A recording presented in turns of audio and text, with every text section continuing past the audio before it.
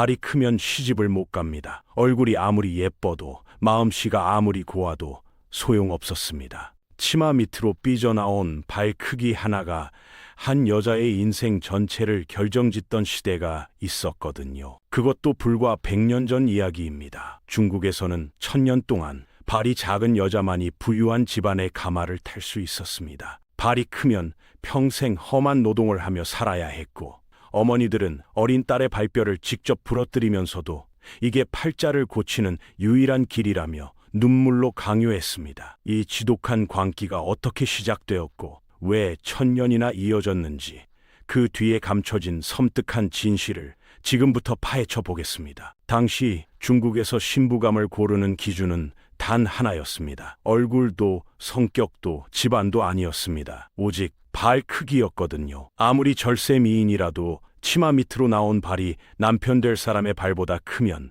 그 자리에서 바로 탈락이었습니다. 사람들은 발이 큰 여성을 가리켜 소뚜껑 발이라고 대놓고 조롱했고, 게으르고 천한 여자라는 낙인을 찍었습니다. 반면 제대로 걷지도 못하고 비틀거리는 여성은 오히려 선녀 같다며 극찬을 받았습니다. 걷다가 쓰러질 것 같은 모습이 아름다움의 기준이 된 겁니다. 당시 최고의 신부감으로 꼽히던 여성들의 발은 고작 10cm, 이른바 삼촌금년 신발에 들어갈 정도였습니다. 지금 기준으로 보면 대여섯 살 아이의 발 크기입니다. 이게 합성이나 과장이 아니라 실제 역사적 기록에 남아있는 사실이라는 점에서 이 시대가 얼마나 기형적인 미의 기준을 가지고 있었는지 새삼 소름이 돋습니다. 아름다움이라는 이름 아래 무엇이 정당화되고 있었는지 지금부터 하나씩 뜯어보겠습니다. 그렇다면 실제로 발을 어떻게 작게 만들었을까요? 그 과정을 들으면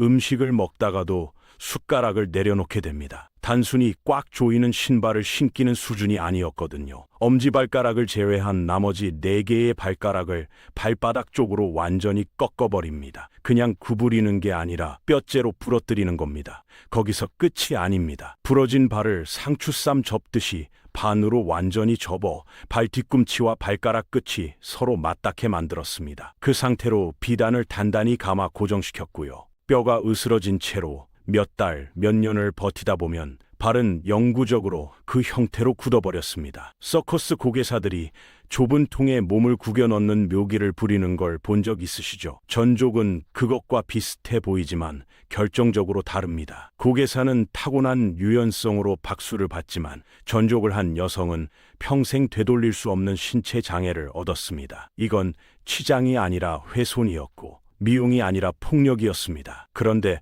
더 충격적인 건 이 기형적인 발을 바라보는 당시 남성들의 반응이었습니다. 당시 남성들은 전족을 단순히 눈으로 감상하는 데서 그치지 않았습니다. 놀랍게도 남성들 사이에서는 전족을 즐기는 일종의 단계별 매뉴얼이 은밀하게 공유되고 있었거든요. 지금부터 하는 이야기는 다소 불쾌하게 느껴질 수 있지만 이것이 실제 역사적 기록에 남아있는 사실입니다. 첫 번째는 냄새였습니다. 뼈가 부러지고 살이 짓눌린 발은 제대로 씻을 수도 없었고 썩은 살과 고름이 뒤섞인 지독한 악취를 풍겼습니다. 그런데 당시 남성들은 이 냄새를 여성만의 짙은 향기라고 불렀습니다. 두 번째는 촉감이었습니다. 기형적으로 변해버린 발을 직접 손으로 주무르며 즐겼고, 세 번째는 여기서 한 걸음 더 나아가 부러지고 상처 입은 발을 직접 핥고 깨무는 행동으로 이어졌습니다. 네 번째와 다섯 번째 단계는 뭉개진 발가락 사이사이를 탐하는 극도로 가학적인 성적 패티시로 발전했습니다. 지금 기준으로 보면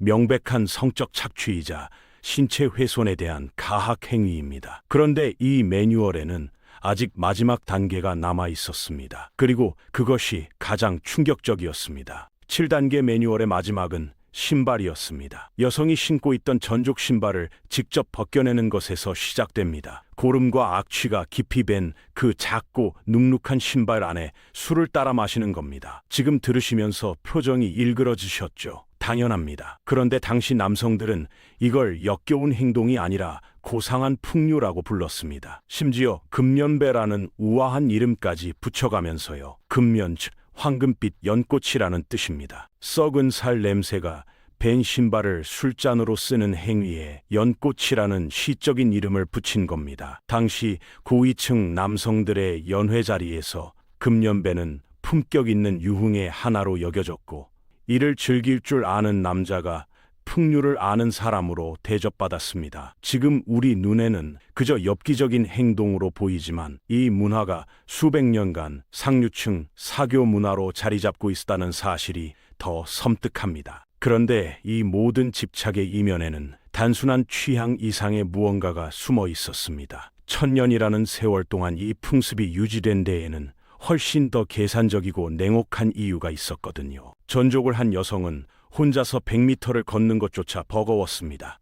뼈가 부러진 채 굳어버린 발로는 몇 걸음만 떼어도 극심한 통증이 밀려왔거든요. 화장실을 가려고 해도 남편이나 하인의 부축이 필요했고, 문 밖을 나서는 일은 사실상 불가능에 가까웠습니다. 그런데 당시 남편들은 이 상황을 안타깝게 여기지 않았습니다. 오히려 의도적으로 만들어낸 결과였으니까요. 당시 여성은 남편 가문의 대를 잇고 재산을 지키는 중요한 소유물로 여겨졌습니다. 아내가 밖으로 나가 다른 사람을 만나거나 최악의 경우 도망이라도 치면 그건 가문 전체의 치욕이었습니다. 그래서 선택한 방법이 발을 망가뜨리는 것이었습니다. 도망치고 싶어도 도망칠 수 없게, 나가고 싶어도 나갈 수 없게 살아있는 몸에 족쇄를 채운 겁니다. 부축 없이는 한 발짝도 내딛지 못하는 아내의 모습이 당시 남성들에게는 완전한 소유와 지배의 상징이었습니다. 어떤 자물쇠보다 확실하고 어떤 감시보다 철저한 통제 수단이었던 거죠. 전족은 미의 기준이 아니라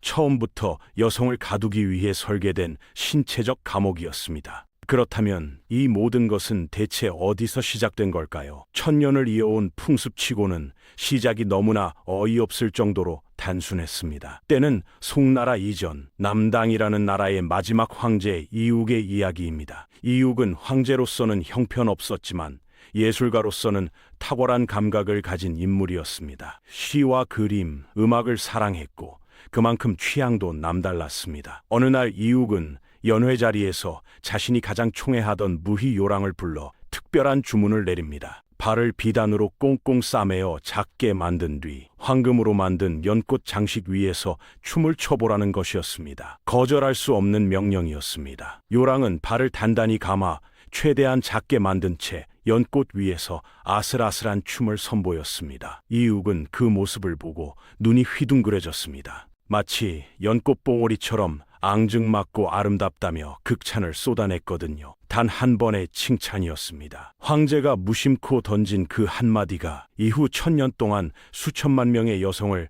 고통 속으로 밀어넣는 거대한 비극의 씨앗이 될 줄은 그 자리에 있던 누구도 몰랐을 겁니다. 황제의 칭찬은 하룻밤 사이에 궁궐 전체로 퍼져나갔습니다. 요랑의 작은 발이 황제의 마음을 사로잡았다는 소문은 궁녀들 사이에서 들불처럼 번졌고, 다음 날부터 궁궐 곳곳에서 비단을 찾는 여성들이 줄을 이었습니다. 황제의 눈에 들고 싶었던 비빈들과 궁녀들이 너도 나도 자신의 발을 동여매기 시작한 겁니다. 처음에는 궁정 안에서만 통하는 일종의 유행이었습니다. 귀족 여성들 사이에서 작은 발은 황실 문화를 아는 세련된 상의 상징으로 여겨졌거든요. 지금으로 치면 명품 백을 드는 것처럼 당시엔 발을 작게 묶는 것이 고급스러운 하이패션이었던 셈입니다. 문제는 이 유행이 궁궐 담장을 넘어 민간으로 퍼지면서 시작됐습니다. 귀족을 동경하던 중산층 가정에서 딸의 발을 묶기 시작했고, 그것이 다시 서민층으로 내려오면서 온 사회가 작은 발에 집착하는 거대한 광기로 변해버렸습니다. 유행이란 원래 위에서 아래로 흐르는 법이지만 이 유행은 흐르는 과정에서 점점 더 극단적이고 잔혹한 형태로 변질됐습니다. 그리고 그 가장 큰 피해자는 언제나 아무것도 모르는 어린 소녀들이었습니다. 전족은 보통 여자아이가 대여섯 살이 되던 해에 시작됐습니다. 유치원에 갈 나이입니다. 세상에서 제일 무서운 게 주사 바늘이던 그 나이에 아이들은 평생 되돌릴 수 없는 신체 훼손을 당했습니다. 시작은 늘 달콤했습니다. 어머니들은 예쁜 신발을 사주겠다고 아이를 달랬습니다. 한껏 기대에 부풀어 있던 아이가 방심한 순간 어머니는 예고도 없이 아이의 발가락을 힘껏 꺾어버렸습니다. 우두둑 소리와 함께 터져나오는 아이의 비명이 온 동네를 가득 채웠습니다. 그래도 어머니는 멈추지 않았습니다. 부러진 발을 접어 비단으로 단단히 감으면서 나중에 시집가서 사랑받으려면 지금 참아야 한다고 윽박질렀습니다. 실제로 전족을 겪은 할머니들의 증언은 더 처참합니다. 숯불 위를 맨발로 걷는 것 같은 고통이 밤마다 계속됐고 어머니는 매일 밤 비단을 더 세게 조여 감았습니다. 딸이 울며 풀어달라고 애원해도 내 딸이 잘 살려면 어쩔 수 없다는 말로 외면했습니다. 사랑한다는 이유로, 잘 살게 해주겠다는 이유로 자행된 이 행위는 어떤 말로도 정당화될 수 없는 가스라이팅의 끝판왕이었습니다. 시간이 흘러 청나라가 들어서면서 황제들은 전족을 강하게 문제 삼기 시작했습니다. 야만적이고 미개한 풍습이라며 강력한 금지령을 내렸고 전족을 시키다 적발되면 무거운 벌금을 매기겠다고 엄포를 놓았습니다. 황제의 칙령이었습니다. 나라의 최고 권력자가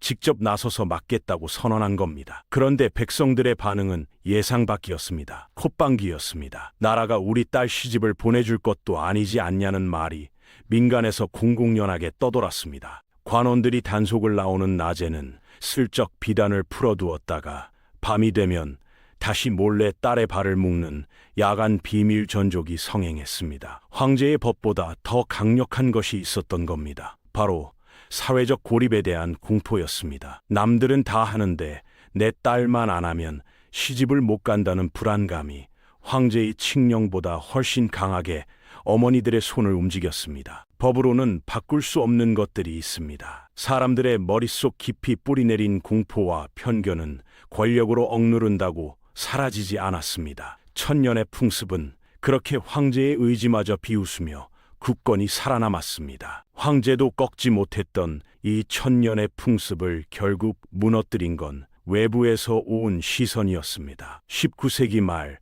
중국을 찾은 서양 선교사들은 전족을 목격하고 경악했습니다. 아름다움이 아니라 명백한 아동학대라고 규정했고 철폐운동을 강력하게 펼치기 시작했습니다. 중국 내부에서도 근대화 바람을 타고 지식인들이 목소리를 높이기 시작했습니다. 전족은 녀석을 병들게 하고 나라를 약하게 만든다는 논리였습니다. 그렇게 안팎에서 동시에 압박이 가해지면서 20세기 초를 기점으로 전족은 서서히 자취를 감추기 시작했습니다. 천년의 저주가 풀리는 순간이었습니다. 그런데 여기서 한 가지 짚고 넘어가야 할 사실이 있습니다. 이게 까마득한 옛날 이야기가 아니라는 겁니다. 마지막 전족 생존자로 알려진 저우 할머니는 1910년대에 태어나 전족을 강요받았고 우리가 스마트폰으로 유튜브를 보던 2014년까지 생존해 계셨습니다. 우리와 같은 시대를 살았던 분입니다. 전족은 역사책 속 이야기가 아니라 불과 한 세대 전까지 실제로 존재했던 현실이었습니다. 그 사실이 이 이야기를 더욱 무겁게 만듭니다. 어머니가 어린 딸의 발뼈를 직접 부러뜨리고 남편은 고름밴 신발에 술을 따라 마시던 이 역사는 단순한 기괴담이 아닙니다. 천년 동안 아름다움이라는 이름으로 포장됐지만 그 실체는 여성을 평생 가두고 지배하려 했던 냉혹한 통제욕이었습니다. 누군가는 그것이 당시의 문화였다고 말할지 모릅니다. 하지만 문화라는 이름이 붙는다고 해서 폭력이 아닌 것이 되지는 않습니다. 전족이 우리에게 남긴 가장 뼈아픈 교훈은 바로 이겁니다. 관습과 유행이라는 이름 아래 인간의 존엄성을 짓밟는 행위는 언제든 다시 등장할 수 있다는 것, 그리고 그것이 너무나 자연스럽게 정당화될 수 있다는 것입니다. 오늘 이 이야기가 불편하게 느껴지셨다면 그 불편함을 오래 기억해 두시길 바랍니다. 여기까지 오늘 준비한 영상은 끝났습니다. 다음 시간에 다른 영상으로 찾아뵙겠습니다. 감사합니다.